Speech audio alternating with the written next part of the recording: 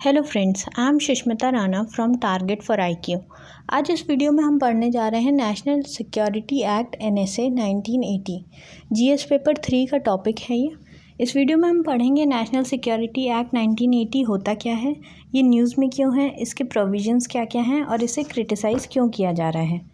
Pre independence royal out act of 1990 ये allow करता था कि किसी भी सस्पेक्ट का कन्फाइनमेंट हम बिना किसी ट्रायल के कर सकते हैं।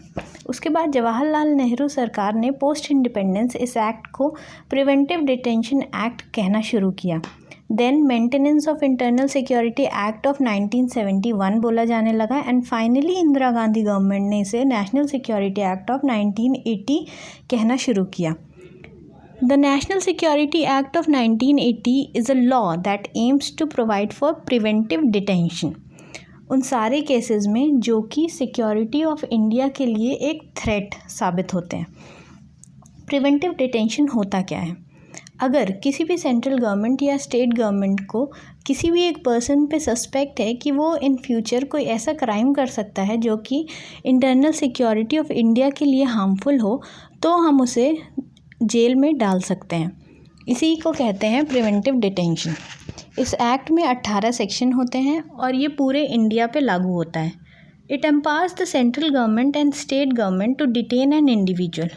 दोनों गवर्नमेंट्स, दो कि सेंट्रल गवर्नमेंट और स्टेट गवर्नमेंट किसी भी पर्सन को इस एक्ट के अंदर डिटेन कर सकते हैं।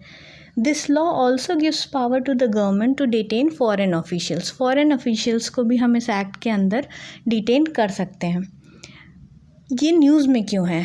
रिसेंटली कोविड-19 के चलते आपने बहुत सारे ऐसे केसेस सुने होंगे जहाँ पे नॉर्मल लोकल पीपल ने डॉक्टर्स या फिर हेल्थ वर्कर्स के ऊपर स्टोन फेंके या फिर उनको अब्यूज़ किया। तो उसी के तहत इंदौर डिस्ट्रिक्ट एडमिनिस्ट्रेशन ने नेशनल सिक्योरिटी एक्ट 1980 को इन्वोक किया against 4 person accused of instigating residents of a locality to pelt stones and chase away health workers, जो कि ये देखने आए थे कि एक कोविड-19 के पेशेंट की कॉन्टैक्ट हिस्ट्री क्या है। अब हम ये देखते हैं कि इस एक्ट के प्रोविजंस क्या हैं।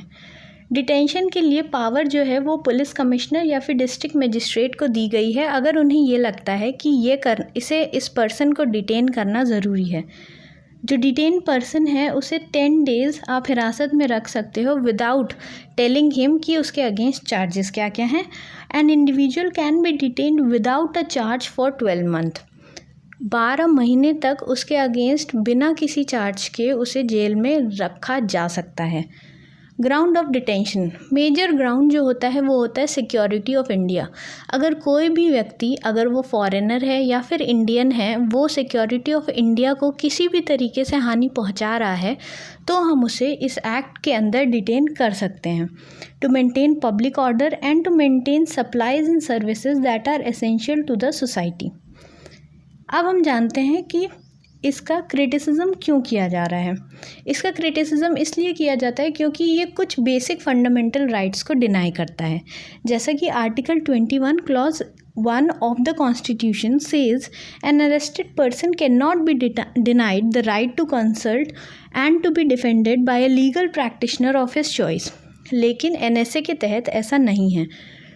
सेक्शन 15 ऑफ द CRPC ये कहता है कि उस पर्सन को इन्फॉर्म करना चाहिए कि उसके अगेंस्ट कौन कौन से चार्जेस लगे हैं, लेकिन NSA के अंदर ऐसा करना ज़रूरी नहीं है।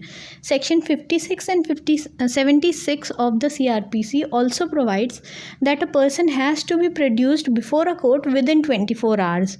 लेकिन NSA के अंदर ऐसा ना भी किया जाए तो कोई दिक्कत नहीं होती है।